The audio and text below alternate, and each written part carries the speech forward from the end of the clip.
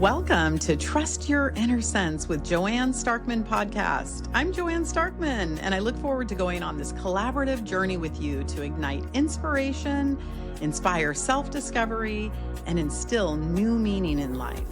I'm excited to host a wonderful array of guests, including innovators, creatives, expert coaches, teachers, and much, much more who come together to share their stories. Each episode reveals how they've embraced their inner sense to pursue their passions and shine their unique lights in the world. We'll have thought-provoking discussions and chat about tools that will provide fresh perspectives to help you create a joyful and meaningful life. As founder and chief visionary officer of award-winning hair care brand Inner Sense Organic Beauty, I am also an avid meditator, platform artist, author, and mother of a special needs young adult. Over 20 years ago, I intentionally brought mindfulness to morning routines by authoring each affirmation on Inner Sense Organic Beauty's products, which we call Innerflections. You can check them out on the back of the bottle. It's my goal to have this podcast to be your warm and compassionate companion, whether you're on a journey for deeper meaning, seeking greater joy, or in need of love and healing. Let's continue our journey of self-discovery, self-care, and self-love. I'm so glad you're here. Let's dive into this week's Trust Your Inner Sense episode now. Hello, friends. Welcome back to Trust Your Inner Sense, where we explore the sacred intersection of beauty, wellness, and the wisdom that lives within. I'm your host, Joanne Starkman. Today, I have the honor of reconnecting with someone who once sat in my chair when I was a stylist and now sits across from me as a powerful voice for the sacred feminine. Liz Kelly is the author of Home to Her, Walking the Transformative Path of the Sacred Feminine, and the host of the podcast by the same name. Through her writing, speaking, and storytelling, Liz invites us to remember the deep ancient wisdom that lives inside of each of us and to find our way back home to it. This conversation is a beautiful reflection on embodiment, intuition, and the way personal care and spiritual connection often weave together in surprising ways. Whether you're just beginning to explore the sacred feminine or already walking in this path, I know Liz's words will stir something true in you. Liz, let's dive in. I'm super excited. This is so fun to have you here. Thank you so much for sharing this time with me. You've traveled such a powerful path. Owning an award-winning consulting firm and becoming a voice for the sacred feminine. Looking back, how does it now feel to share this so powerfully and so publicly? I mean, I can't believe how many years has passed, but this is so fun to be able to talk together. I know. And I feel so lucky and so blessed to be sitting across from you in this capacity and a little in awe of how our journeys have taken us where we are. It's amazing. I remember sitting in your chair and talking about some of this with you and feeling very nervous and shy and a little like, oh my God, this is weird stuff. I really got to be careful. And I do think that there's, just as a quick backstory, I owned a consulting company, did human resources consulting, that kind of work, and ended up selling that so that I could focus on diving into this research and study and understanding and experiencing the sacred feminine full time. And the story that I had was that this is weird. This is weird. This is out of the norm.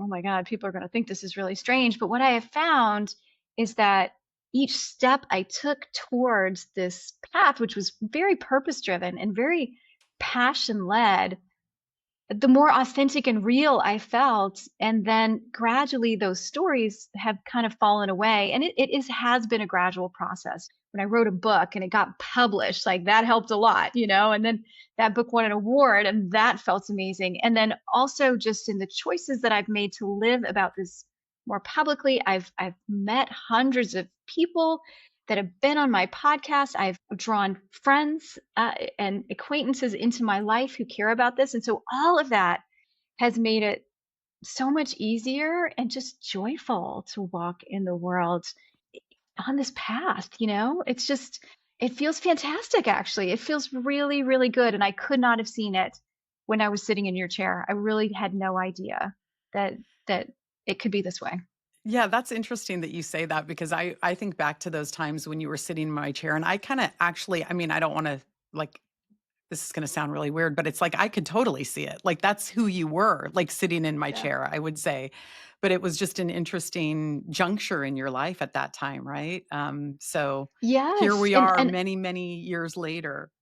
well, and I really believe in kind of the divine timing and the people coming in our lives at the right time, and you, Joanne, whether or not you even know it, like, you created a safe space for me to vocalize some of this stuff, and at the time, I didn't have people in my life that I thought that I could vocalize it to. I remember telling you a story about a bird that kept knocking on my window, and I knew way back then that this was something important and significant. I knew it, but I was really kind of, so I just was like, I remember telling you, like, whoa, this is kind of weird, sort of setting it up like it's kind of a Yeah. weird thing. And do you remember this? You went promptly and got a book and photocopied like this whole thing about like what this Yes. particular bird might mean. And I'm like, this woman is a keeper. Like she is staying in my life.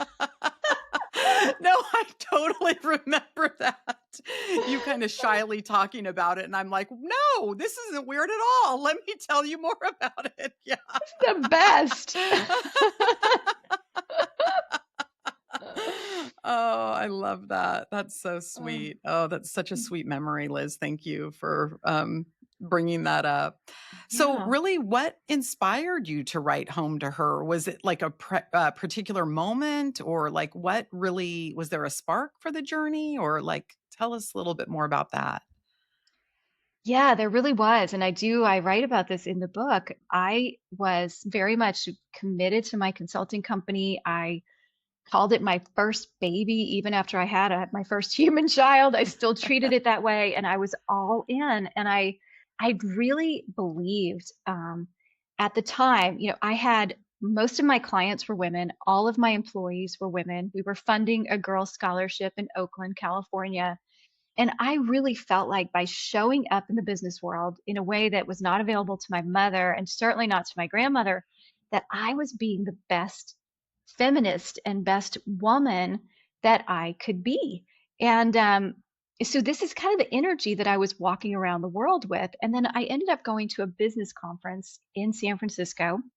I heard a woman speaking, and her name is Elizabeth Kapualani Lindsay. She's a Native Hawaiian, a National Geographic fellow, and she's an anthropologist. And she was talking about people that she called the wayfinders. Now, if anybody's seen Mm.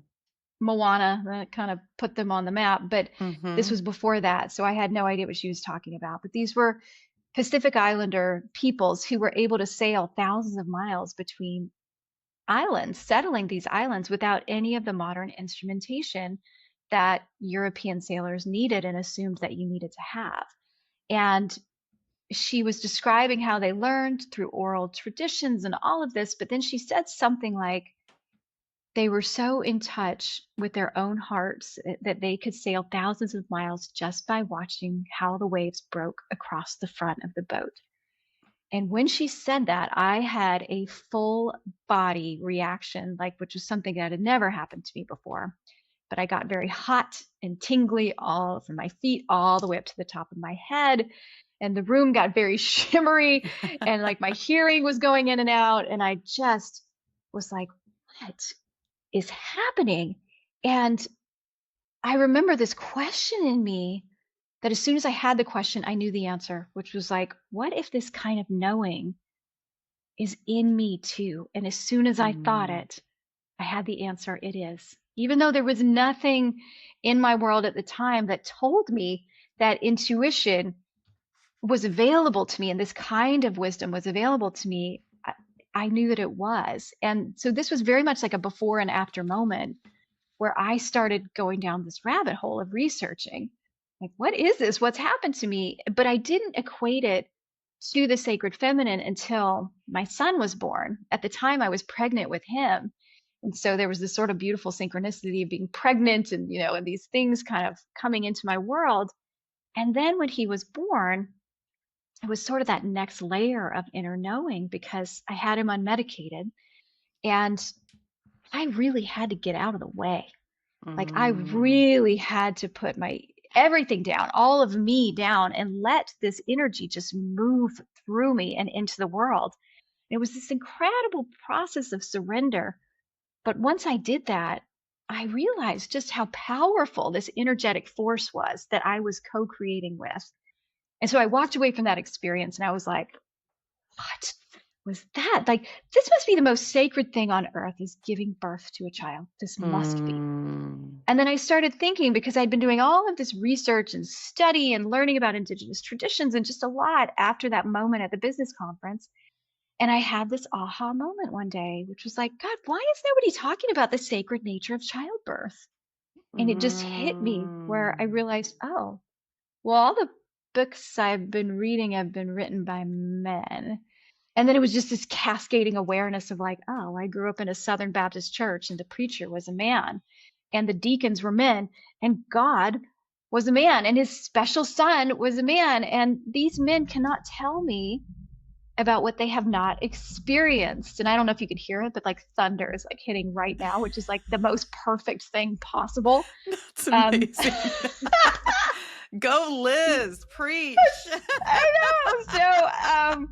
So that really, it was kind of like a two-part awakening moment where I realized, wow, this cannot be right. That's really what hit me was like, there's no way that this is correct. There is no way that the sacred is only interpreted through one half of the population. There's no way that's right. And it just, at that moment, I was like, you know what? This is my calling. And I really, I like to say this now. I want to give that version of me just a big hug because she was like, I have got to find the divine feminine. She must be out there. And now, I've spent years researching and writing and like, Oh, oh, hell yeah, she's out there. But I truly didn't know. Truly didn't know. oh. So that was Oh, it. that's so sweet, and I love hearing that, and it just makes me think of the name Home to Her because you're saying Yes. she must be out there, and now I'm getting even when you're saying, like, I wanna give my younger self a hug and talking about that just gives me even, like, a next level idea on the name Home to Her. It's just that just makes me feel so, oh, just warm and fuzzy inside. I'd love for you to talk a little bit more about the title and then how that maybe has evolved since writing the Yeah. book. Because I mean, it's Yeah. neat to reflect back, right? Like you just did. Totally. Yeah, and I think the clues were right there from the beginning in those two moments that I described because what I'm talking about were in body experiences, my Mhm. body being very much lit up with a Mhm. story about intuitive wisdom. So there's like boom, Mm. boom, right there, an embodied experience. And then the experience of childbirth doesn't get more embodied than that. And so Mhm. I did very much go outward to seek her. And part of that I'm so glad I did because, I have a graduate degree, Joanne, and I still had never heard anything about the divine feminine. Never. And Oh, so yeah. it's out there and people have done quite a lot of research and there is just a mountain of evidence that indicates her existence as whether that's like an ancestral grandmother figure or a goddess, but it's all there. Like so Mhm. many traditions have known the divine as feminine. So I'm glad I went out to search, from an intellectual head based place because I found all that and I love sharing it with people.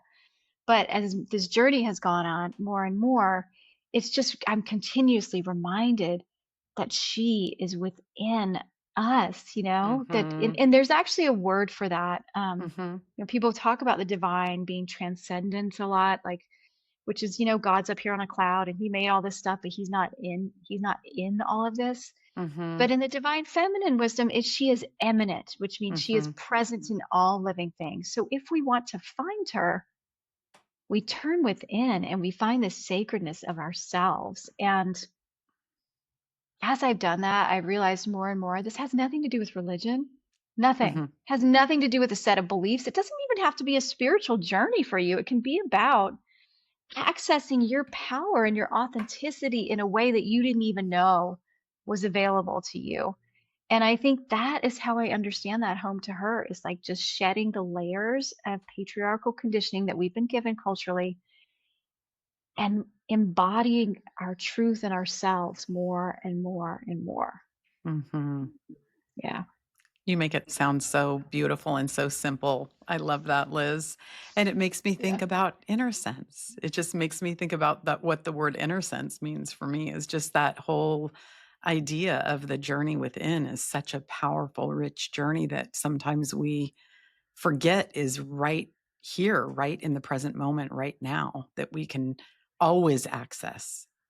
Absolutely. I've always Mm, thought about that with inner sense too, and just how beautiful that intentionality is and that wisdom and all of that knowing that you have being embedded in your products and in the brand itself. It's very powerful. yeah, incredible. Well, so, how did your own embodiment practice shifts as you began to deepen your relationship with the divine feminine? Like, how, did beauty rituals change, or did relationships change, or what changed for you, like as on that path, like when you reflect back? Oh my God, the short answer is yes, like everything, right? It's interesting. Like one of the things that I started doing, and I love that you bring in the beauty rituals and the embodiment, because one of the things that I started doing almost right away was I started dressing differently. It was like I had a Mm, vision of a future self. And that future self, and I'd been dressing for corporate work and I loved, my clothes and mm, all that stuff. Like I was all into that. But there was a version of me at that time that was softer and needed to be expressed that way. I started wearing my hair that way. I started wearing softer colors. And I learned later, because I've done a whole year long priestess initiation program, that one of the archetypes of the divine feminine in that tradition that I trained in is the goddess of love. And one of her aspects is aesthetics and beauty. mm.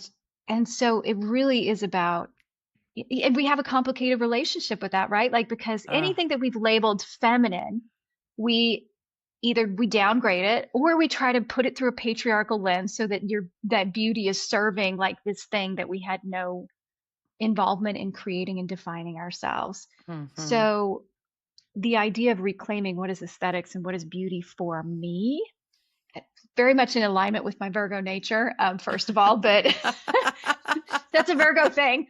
But but yeah, it became more. It's just again about shedding those layers and becoming more of who I am. So there was just all of this opportunity to become much more intentional about everything I was doing.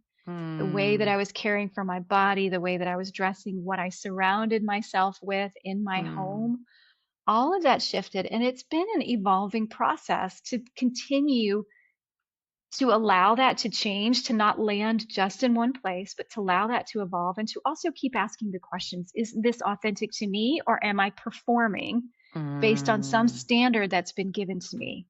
And to just mhm, keep bringing it back to self.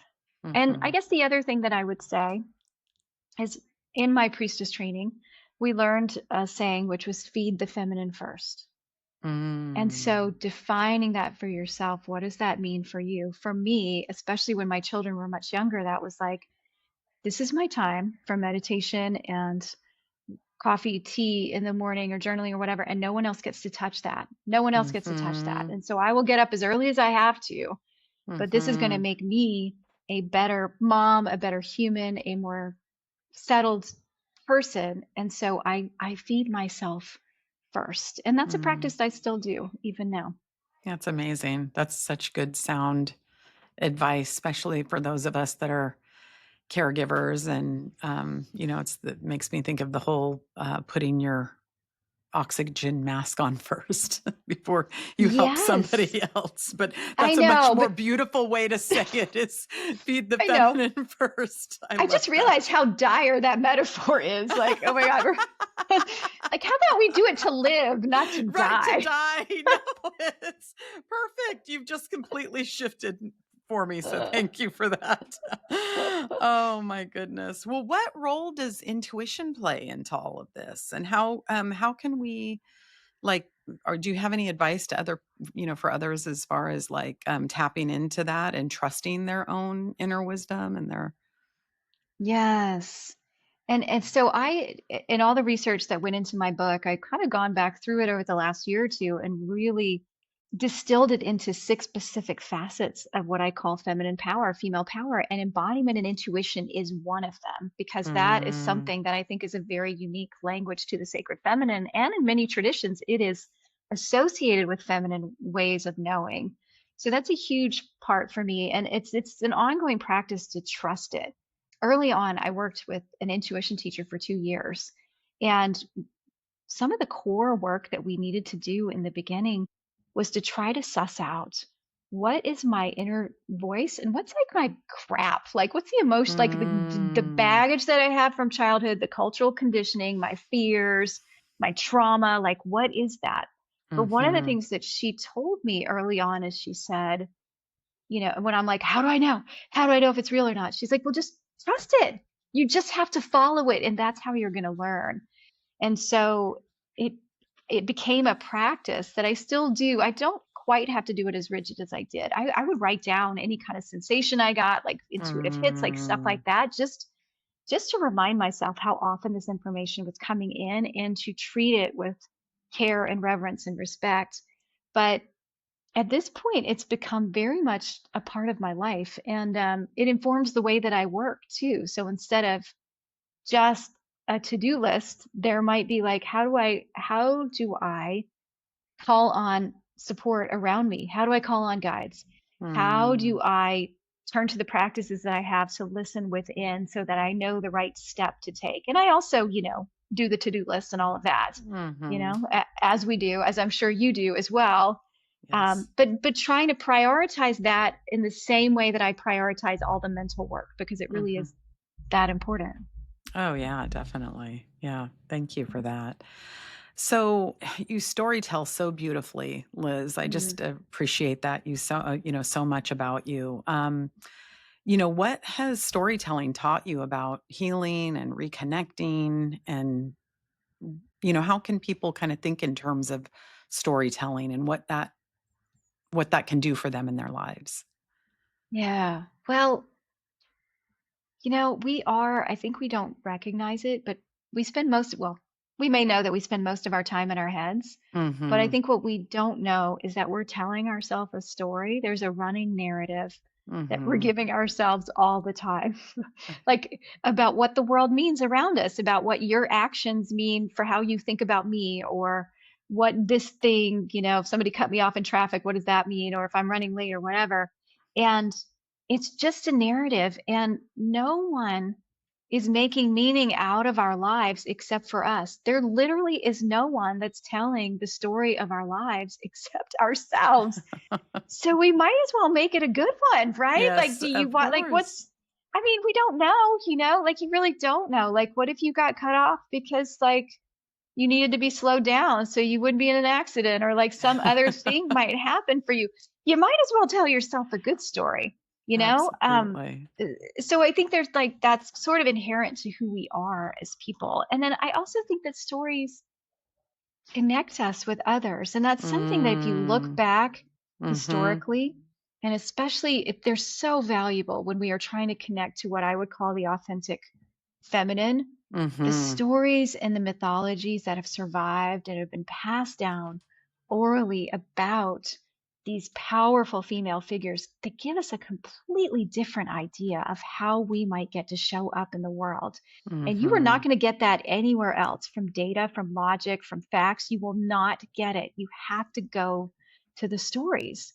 And Mhm. so I think they're really valuable for helping us imagine who we might want to be if it isn't so easy to create the more powerful positive narrative in our heads. Mhm. Very well put. Yeah, I love that. It's like what we Yeah, focus on grows and we can really create it. We're the creators, right? So, totally. yeah, that's Yes. amazing. Well, so what do you hope readers will walk away with after finishing Home to Her, which I want to highly recommend. It's such a beautiful book. The cover is Mm. gorgeous. The words are beautiful. Yeah, you're such a joy, Liz. Oh, oh, thank you. Well, I really wrote the book that I wished I had when I started on this journey. Mhm.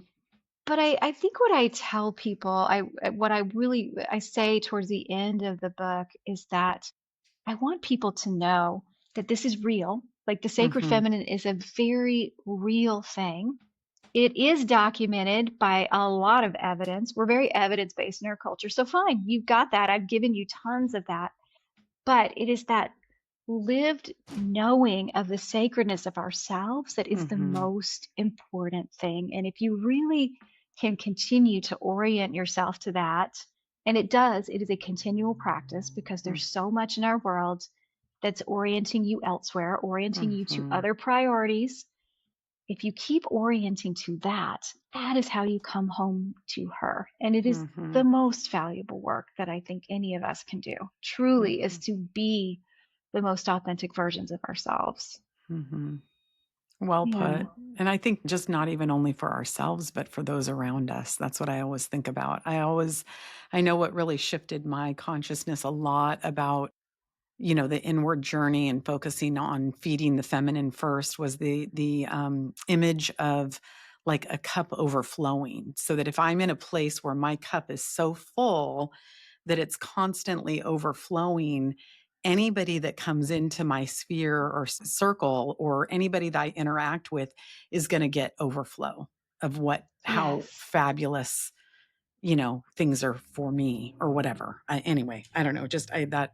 That imagery always has stuck with me and just Yes. makes me feel like more motivated to feed myself first so that I can show up in such a authentic, you know, full way for everybody around me. Doesn't always happen, but Totally. No, absolutely. And I talk a little bit about that at the end of the book too, because the other thing that I think women can do is really twist ourselves into, am I doing enough? Is this enough? right. Like, am I giving enough? That's a patriarchal narrative Mhm. that's based on hierarchy that assumes that there's like five people who get to influence the flow of the world. That Mhm. isn't the way it's meant to be. Right. There's a quote that I include from Amma, the hugging saint. I don't know if you know her, Joanne. I've Um, gotten hugged by Amma. Me too. It's the best. But she says, don't be discouraged by your inability to dispel darkness from the world. Light your little candle and step Mm. forward. And so when we Mm. do this inner work and then we show up in that way, we're Mhm. holding our candle and it's not enough Mhm. for everybody to see. But you know what? It's enough for the people immediately around you to see. And then maybe they're hold Absolutely. theirs. The next thing you know, we've got like a blaze. And that's Yeah, really all we need. Yeah. absolutely. I love that. Well, what's next on your journey? Do you have any new projects or things coming up or anything you want to share? Yeah, the biggest thing that I'm doing right now is I'm doing one-on-one coaching and mentorships with women Oh, who are, yes. yeah, with women who I like to say are on the verge of evolution, who are navigating Mm. change and are really wanting to do this from a place of true authenticity and power instead of reactivity and fear. And we use the sacred feminine as a guide. We use the stories and the mythologies as a guide. And then we practice finding this wisdom in ourselves and in our daily lives. And yeah, so I've got a handful of spaces available for women that want to do that work. And I would love to connect and to tell people more, if they're interested. Wow, those lucky women. Anybody that Oh, can connect with you, Liz, is definitely in for a huge, huge treat. mm. You're such an amazing, incredible, inspiring person. Yeah, that's so exciting for you. I'm so happy for you and happy for the people that are going to cross your paths because I know there's magic abound, definitely, and Oh fun my God. things. Yeah. Well, I feel the same about you. We are so blessed for all the magic that you've put in the world. It's incredible and such a joy to have Oh, watched your journey too, and yeah. to be a part of it in my own little way. It's so special. Yeah, well, thank you so much. I really, really, really appreciate you being here today, Liz. Thank you for joining us today on Trust Your Inner Sense podcast. And I definitely want you to check out Liz's book, Home to Her. And your website is the same name? Where are the other Yeah. places people can find you? Yep. Hometoher.com, Instagram. I do have a Facebook group. It's all home to her. And the book is also available on Audible. So if you like listening to me, you can hear me read to you too. Oh, that's right. I forgot you have your podcast. I'm sorry. Well, I and didn't. Yeah, we just. I have the Yeah. podcast too, but I can also Yeah. read. You can listen to me read you the story, the greatest story you've never heard. I like to say of the sacred feminine. Oh, I love that. I love that. Well, thank you so much for being here. And yeah, I look forward to connecting more. And thank you to my dear, dear community for listening in today. And I hope that until next time, we can all keep trusting our inner sense. Thank you so much for joining me for today's episode, dear friends. I would be thrilled to hear which part resonated with you the most. Your reflections on today's topic and how it sparked action in your life mean a lot to me. Feel free to share your thoughts at podcasts@innersensebeauty.com or leave a review. I look forward to you coming back next week to explore another exciting topic together. If you'd like to dive deeper, be sure to check out the show notes for some valuable links. Until we meet again, take good care of yourself. Know that you are surrounded by love and always trust your inner sense. Wishing you all the best, friends.